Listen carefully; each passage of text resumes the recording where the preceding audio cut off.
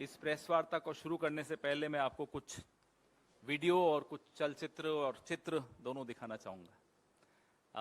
पहले आप वो वीडियो चलाइए। बहुत संवेदनशील मुद्दा है। हाँ, रेडी, स्टार्ट।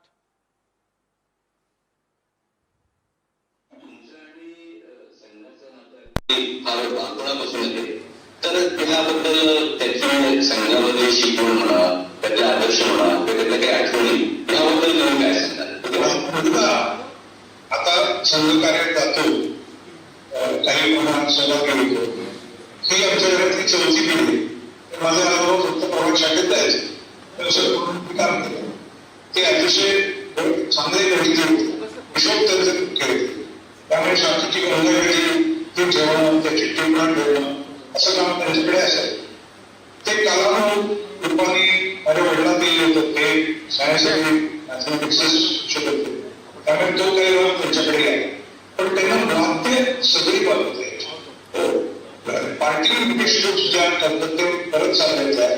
त्याच्यातले एका कमांडरच्या पायाशी बसून तरी ब्रास बँड मध्ये सगळे इन्स्ट्रुमेंट शिकतो.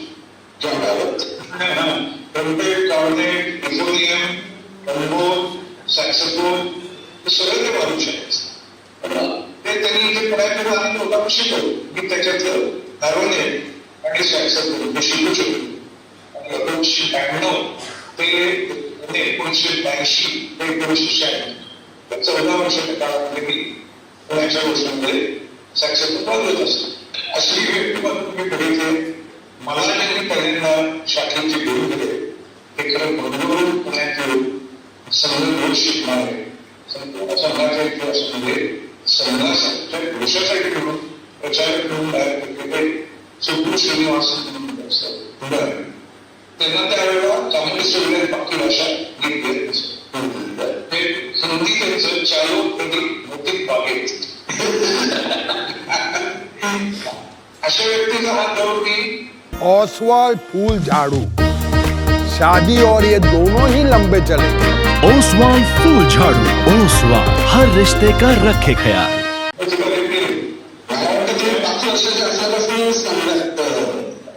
एक तर करायचं ती रस्ता क्रॉस करायची, मदत करायची. स्वतंत्र करून रस्ता क्रॉस करून जाता येणार. ये अभी भी डीआरडीओ की वेबसाइट पे आपको ये फोटो दिखेगी. डायरेक्टर है ये डीआरडीओ में प्रदीप कुरुलकर. ये फोटो आज अभी अगर आप वेबसाइट खोलते हैं तो डायरेक्टर की फोटो अभी भी यही दिखती है.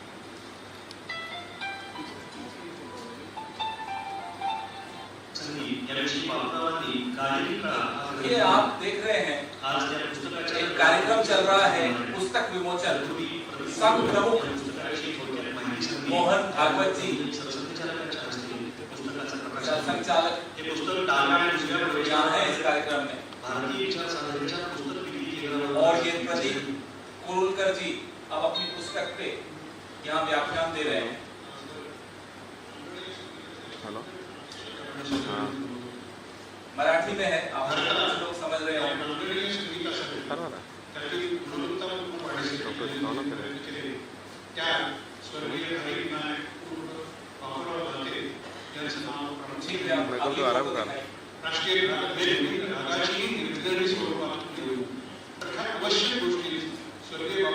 ये देखिए आप सरसंचालक और ये जो पोडियम पर खड़े भाषण दे रहे हैं, ये हैं डायरेक्टर डीआरडीओ प्रदीप कुरुलकर. इनके कपड़े देख लीजिए.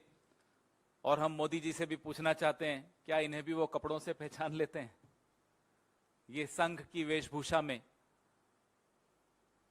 डीआरडीओ के डायरेक्टर, ये देखिए आप किसके सामने नतमस्तक होते हुए, डीआरडीओ के डायरेक्टर प्रदीप कुरुलकर. ये डीआरडीओ के डायरेक्टर प्रदीप कुरुलकर सावरकर स्मृति में अपने कुछ भाषण दे रहे हैं, व्याख्यान दे रहे हैं. हो गया. ये पूरी भूमिका जो अभी आपने देखी, ये एक ऐसे व्यक्ति की है जिसको पिछले सप्ताह एटीएस, महाराष्ट्र की एटीएस ने पाकिस्तान को गुप्त संवेदनशील सूचनाएं देने के आरोप में गिरफ्तार किया। ये प्रदीप कुरुलकर 14 साल तक संघ में पुणे की शाखा में सैक्सोफोन बजाते थे।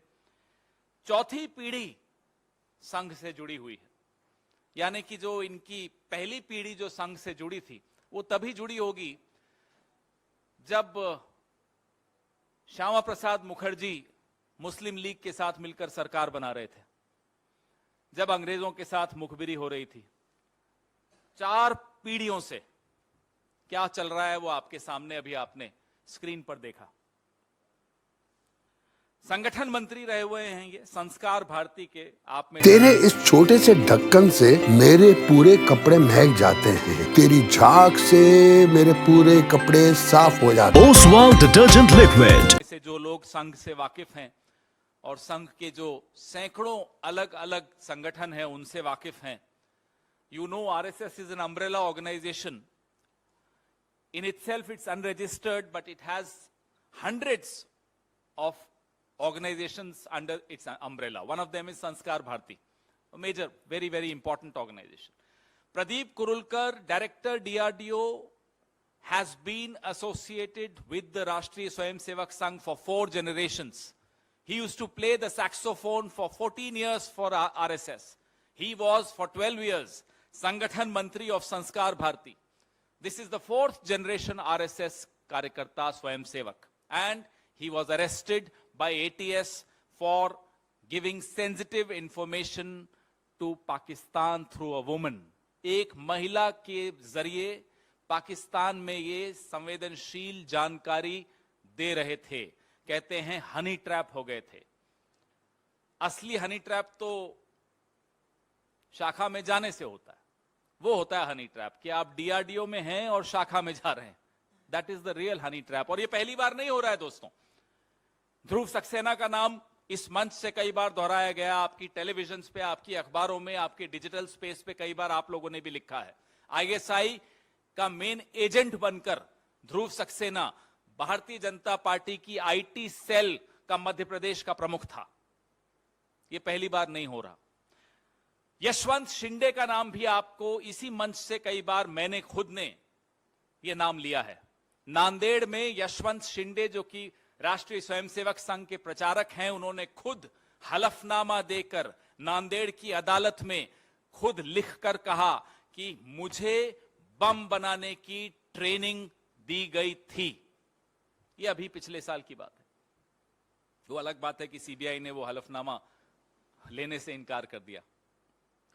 तो हम जो आपको बताना चाह रहे हैं वो ये कि डीआरडीओ के डायरेक्टर के पद पर बैठा हुआ व्यक्ति पाकिस्तान को संवेदनशील सूचनाएं दे रहा है, हनी ट्रैप हो रहा है। 5 महीने, अक्टूबर 2022 में यह सिलसिला, हमारी जानकारी जो मीडिया में आई है उसके हिसाब से अक्टूबर 2022 में यह सिलसिला शुरू हुआ कि वो व्हाट्सएप के जरिए इस महिला से, पाकिस्तानी महिला से लगातार आधी रात तक चैट करता था। 5 महीने, और फरवरी में जाकर इसका लैपटॉप और इसके फोन जब्त किए गए, एटीएस को सौंपे गए। अब 5 महीने में या उससे पहले क्या हो रहा हमें नहीं मालूम, सरकार को नहीं मालूम पड़ा। और डीआरडीओ ऐसा विभाग है जो सीधे सीधे प्रधानमंत्री के नीचे आता है। पेगासस कहां गया? मेरे और आपके मोबाइल में था। प्रदीप कुरुलकर के मोबाइल में पेगासस होता तो शायद पहली व्हाट्सएप चैट में ही पकड़ा जाता। यह प्रधानमंत्री की नाक के नीचे हो रहा है। संघ से जुड़ा हुआ व्यक्ति देश की संवेदनशील सूचनाएं दुश्मन देश को एक महिला के मार्फत दे रहा है। ब्रेकिंग न्यूज होनी चाहिए। मैं पिछले 4-5 दिन से लगातार टीवी देख रहा था कि कहां ये खबर। हमसे कम पानी में दे सफाई बेशुमार, इसमें है नेचुरल ऑयल। ये कपड़ों के संग हाथों का भी रखे ख्याल, तो आज ही करें इस्तेमाल। ओसवाल, ओसवाल, ओसवाल। ओसवाल, हर रिश्ते का रखे ख्याल। आती है, कुछ चैनल्स ने चलाई। मैं आपसे एक काल्पनिक सवाल पूछता हूं, अगर यह व्यक्ति कांग्रेस से जुड़ा होता तो आज क्या होता? अगर यह व्यक्ति किसी और क्षेत्रीय दल से जुड़ा हुआ होता तो आज क्या होता टीवी पर? पाकिस्तान, इमरान खान सब भूल जाते आप लोग। मणिपुर तो खैर वैसे भी आपको याद नहीं आता है।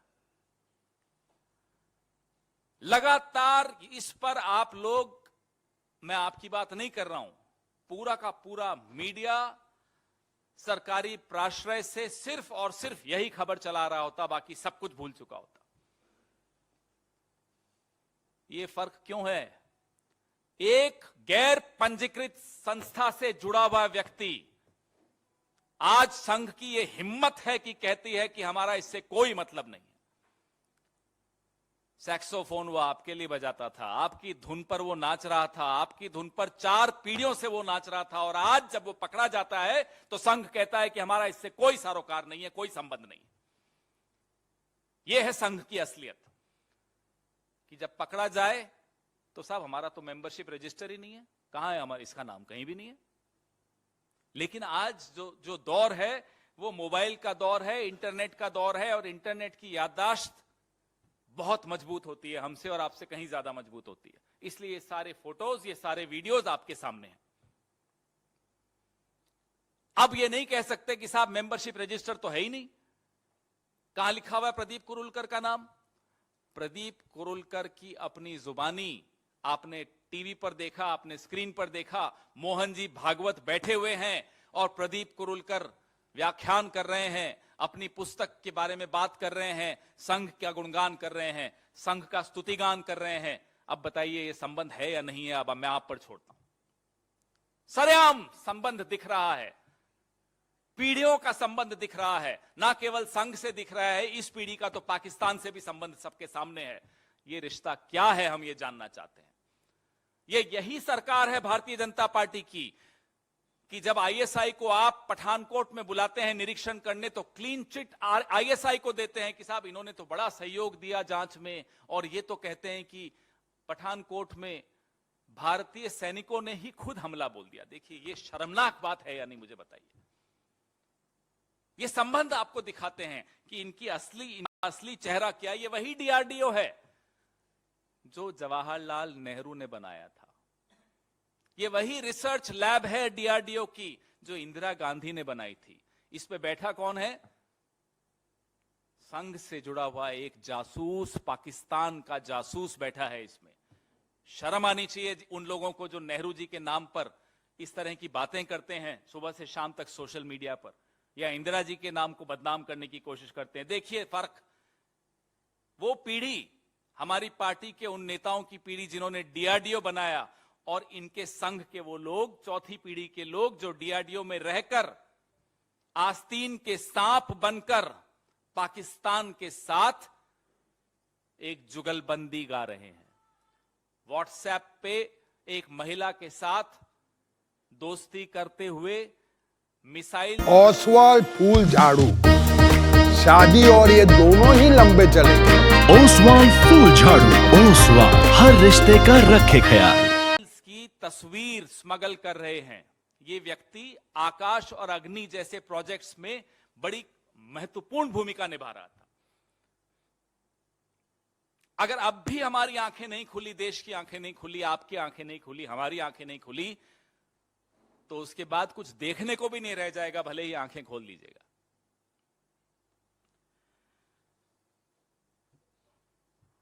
अब प्रधानमंत्री जवाब देंगे या नहीं देंगे, हम यह जानना चाहते हैं। हो सकता है प्रधानमंत्री कहें कि देखिए साहब, मैंने डेटा इतना सस्ता कर दिया कि पाकिस्तान तक को डेटा जा रहा है, मुफ्त में जा रहा है, सिर्फ दोस्ती में चला जाता है। एक महिला से दोस्ती हो गई, डेटा चला गया पाकिस्तान। कितना सस्ता हो गया डेटा मोदी जी के राज में। हो सकता है वो श्रेय ले लें, मजाक की बात नहीं है, ये उनकी स्टाइल है, हर चीज में श्रेय लेते हैं। तो इसमें श्रेय कौन लेगा? कुछ लोग हमें बताते हैं जो संघ से भी जुड़े हुए हैं कि आपस में भी कुछ खींचातानी चल रही है प्रधानमंत्री कार्यालय की और राष्ट्रीय स्वयंसेवक संघ की। कभी शेरपुरिया पकड़ा गया, कभी किरण पटेल पकड़ा गया, तो अब प्रधानमंत्री जी की तरफ से एक उनके कार्यालय की तरफ से भी शायद कोई दांव चला जा रहा है कि ये लो अब हमने एक संघी भी पकड़ के दिखा दिया। क्या चल रहा है इस देश में, हम ये जानना चाहते हैं। आपकी क्या लड़ाई है, क्या खींचतान है, हमें इससे कोई मतलब नहीं, देश को इससे कोई मतलब नहीं। मेरे देश की संवेदनशील सूचनाएं मेरे दुश्मन देश को, पड़ोसी की दुश्मन देश को जा रही हों, और एक संघी जो संघ से जुड़ा हुआ हो, 4 पीढ़ियों का जिससे संघ का रिश्ता हो, वो दे रहा हो, और कोई बात नहीं हो रही इस विषय में, कोई सवाल जवाब नहीं हो रहा प्रधानमंत्री से। प्रधानमंत्री के नीचे आता है डीआरडीओ, जैसे कि मैंने आपको बताया था।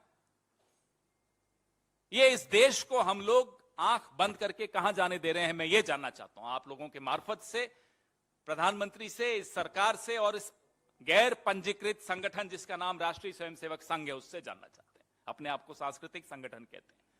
यह है संस्कृति आपकी? आपके सवाल।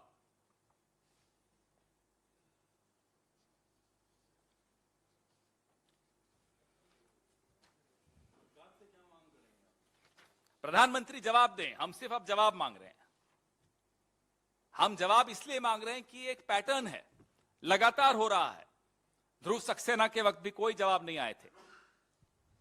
यशवंत शिंदे जो अंदर से संघ का प्रचारक होकर संघ के विषय में इतनी विस्फोटक जानकारी देश के सामने उसने साझा की, कोर्ट में हलफनामा देकर साझा की, कोई जवाब नहीं आता।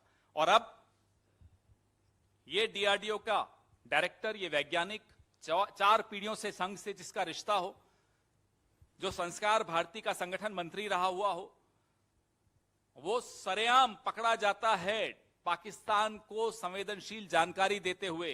डीआरडीओ प्रधानमंत्री के मातहत आता है। प्रधानमंत्री जवाब दें कि ये चल क्या रहा है उनके शासनकाल में, ये हो क्या रहा है। तेरे इस छोटे से ढक्कन से मेरे पूरे कपड़े महक जाते हैं, तेरी झाग से मेरे पूरे कपड़े साफ हो जाते हैं। Oswal detergent liquid. हम सिर्फ और सिर्फ प्रधानमंत्री से अब जवाब मांगते हैं।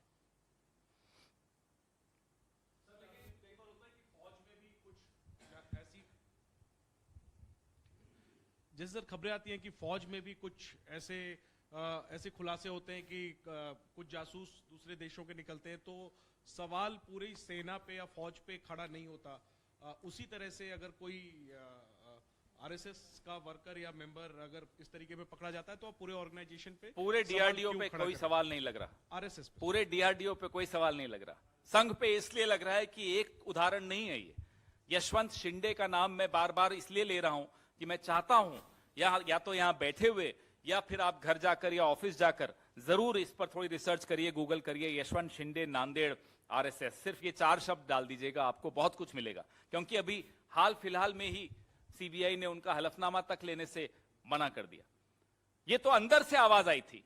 और आप कहते हैं पूरे संघ के विषय में नहीं बात करूं, तो एक भोपाल की सांसद हैं, शहीद हेमंत करकरे के विषय में अभी 2 साल पहले उन्होंने क्या कहा था, वो आपने भी सुना, मैंने भी सुना। मेरा तो सर झुक गया शर्म के मारे कि इस राजनीति में एक ऐसी व्यक्ति भी है जो एक शहीद हेमंत करकरे के लिए इस तरह की टिप्पणी कर सकती है। प्रज्ञा ठाकुर उसका नाम है। एक नाम नहीं है, ध्रुव सक्सेना भी नाम है। एक पूरा इतिहास आपको मिलेगा इस तरह की गतिविधियों में संलिप्त लोगों का। क्यों वो उसी विचारधारा से जुड़े हुए हैं, हम ये जानना चाहते हैं। क्यों गृह मंत्री, जो आज गृह मंत्री हैं, उन्होंने आईएसआई को क्लीन चिट दी थी जब पठानकोट में आईएसआई को अंदर बुला के उसका निरीक्षण करवाया गया था। यह देश के इतिहास में कभी नहीं हुआ। तो यह चल क्या रहा है? क्यों आरएसएस की कोई जवाबदेही नहीं होती इस देश में? बाय 1 गेट 1 फ्री, वोट दिया बीजेपी को, ऊपर से आरएसएस फ्री, क्यों? और क्या कर रही है आरएसएस इस देश में? इस देश में आरएसएस से जुड़े हुए लोग अगर पाकिस्तान के साथ मिलकर इस तरह से सीक्रेट्स दे रहे हैं, जासूसी कर रहे हैं, तो आपको क्या लगता है कि हम संघ से सवाल नहीं पूछेंगे? मैं इसीलिए आपको उदाहरण दे रहा था कि अगर कांग्रेस से जुड़ा हुआ होता या किसी और राजनीतिक दल से जुड़ा हुआ होता तो क्या आप ये सवाल पूछते कि पूरे दल की बात मत करिए? पवन जी, आपने एक और बात बोली कि पीएमओ और संघ के बीच में कुछ रिश्ते खराब चल रहे हैं, कि किस आधार पे आप ये बात कह पा रहे हैं? नंबर 1। नंबर 2, आपसे पूछना चाहूंगा, अगर डीआरडीओ का कोई चेयरमैन नियुक्त हो रहा है या और ऐसी संस्थाएं हैं जहां के प्रमुखों का चयन हो रहा है, वहां पर आप इस बात की भी मांग कर रहे हैं क्या स्क्रूटनी इस बात की होनी चाहिए कि वो किसी संस्था से या किसी संगठन से जुड़े भी ना हो? संघ के लोग हमारी जानकारी में आया है, आपकी भी जानकारी में आया है, हर मंत्री के साथ एक ओएसडी या एक पीएस संघ की तरफ से या संघ से संबंधित एक संस्था की तरफ से प्लांट किया जाता है। वो क्यों होता है वहां हम जानना चाहते हैं। सरकार पे नजर रखने के है या इस तरह के काम करने को है या कुछ और काम है जो हमें नहीं मालूम है, कुछ और चल रहा है वहां।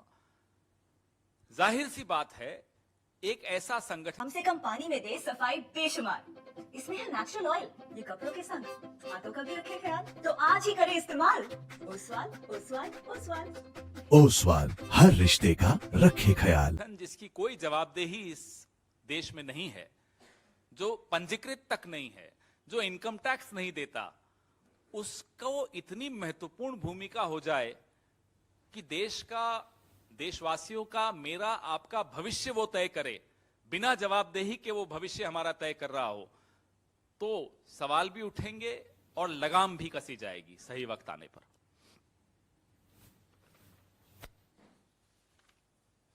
कोई टिक टैक नहीं है तो अभी जो भी पूछना है पूछ लीजिए।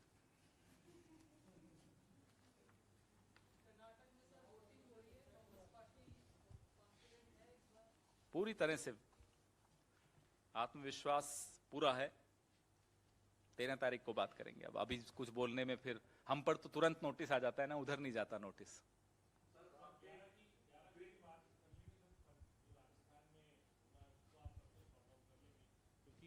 कुछ सॉर्ट आउट करने लायक तो कुछ है ही नहीं। क्या सॉर्ट आउट करना है? बोले सब, आप सबको ये मजाक में कुछ कह दें तो मजाक को थोड़ी सॉर्ट आउट किया जाता है। मजाक की बात मजाक में कभी कह देंगे, जवाब मिल जाएगा मजाक में ही।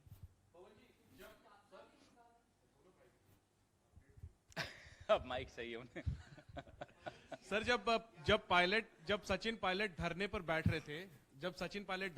रहे थे, तो उस धरने को एंटी पार्टी बताया गया था कांग्रेस की तरफ से। अब जब वो कल से एक यात्रा निकाल रहे हैं, जिसकी घोषणा उन्होंने कल की, वो यात्रा जो है वो एंटी पार्टी है या प्रो पार्टी है, या उस यात्रा पर पार्टी का की क्या राय है? एक कांग्रेस या कोई भी संगठन या कोई पार्टी होती है, उस राज्य का एक प्रभारी होता है।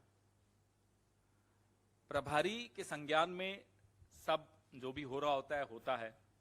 प्रभारी सबसे चर्चा करने के बाद कोई निष्कर्ष पे पहुंचता है। निष्कर्ष में का क्या अंश सार्वजनिक करना है वो आपसे साझा कर देगा। आपके भी सवाल का जवाब मिल ही गया। हाँ, मतलब आपने उनके सवाल को जवाब दे दिया, तो एक जरा सा मेरे सवाल का जवाब दीजिए। आपने कहा कि हर पार्टी में ऐसा होता है कि प्रभारी होता है, हमारी पार्टी में तो होता है।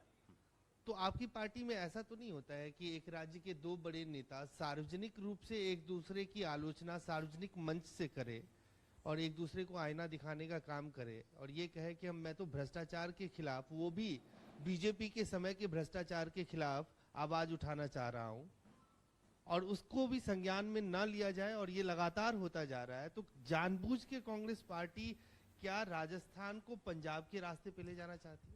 अब आपने कहा कि संज्ञान में नहीं ली, आपको कैसे मालूम? क्या संज्ञान में भी ले? सार्वजनिक तौर पे संज्ञान में लेना तो मतलब सुन लिया तो संज्ञान में ले लिया, देख लिया तो संज्ञान में ले लिया। हर चीज सार्वजनिक नहीं होती। सार्वजनिक होने का सही वक्त आता है। जब सही वक्त आएगा तो संज्ञान में क्या लिया, संज्ञान लेने के बाद निष्कर्ष क्या निकला, वो सार्वजनिक हो जाएगा।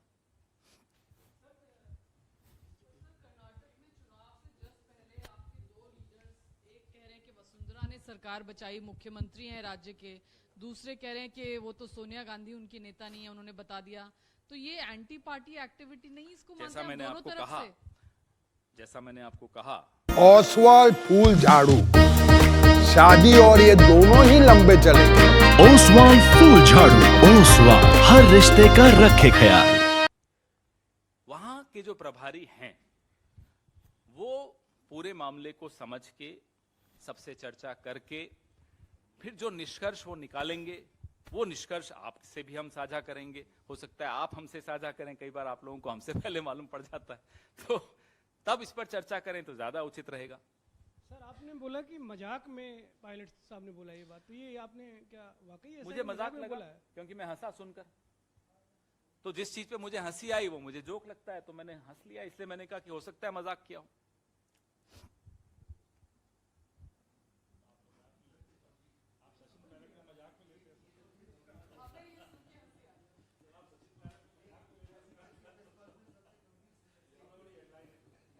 सबसे गंभीर स्टेटमेंट इस पूरी प्रेस कॉन्फ्रेंस में यह है कि राष्ट्रीय स्वयंसेवक से जुड़े हुए लोग, 4-4 पीढ़ियों से राष्ट्रीय स्वयंसेवक संघ से जुड़े हुए लोग किस तरह की गतिविधियों में संलिप्त हैं, ये आपके सामने मैंने रखा, ये देश के सामने रखा। मुझे लगता है उससे ज्यादा गंभीर और कुछ नहीं हो सकता। युद्धों में कभी नहीं हारे हम, डरते हैं छल छंदों से, हर बार पराजय पाई है अपने घर के जयचंदों से। अब मैं जयचंदों की बात कर रहा हूं, राष्ट्रीय स्वयंसेवक संघ के जयचंदों की, तो आपको वो बात गंभीर नहीं लग रही? मैं संघ पर प्रेस वार्ता कर रहा हूं, संघ के जयचंदों पर प्रेस वार्ता कर रहा हूं। पता नहीं आप कहां ले जा रहे हैं प्रेस वार्ता को।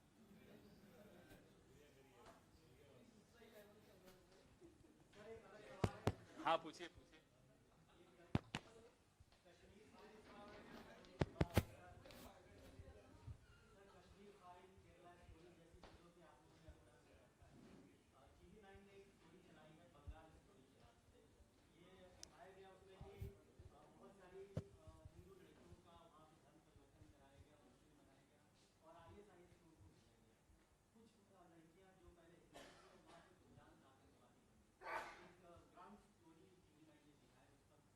मैंने देखी नहीं, पहले देखूं फिर बात करूंगा। ना पिक्चरें देखी जिनका आपने नाम लिया, ना आपकी ग्राउंड स्टोरी देखी, तो मैं देख लूं। समय मिला नहीं क्योंकि थोड़ी और महत्वपूर्ण चीजों में व्यस्त थे। थोड़ा फ्री हो जाएंगे तब मनोरंजन भी कर लेंगे, तब मैं जरूर देखूंगा। मनोरंजन पे भी एक प्रेस वार्ता जरूर करूंगा।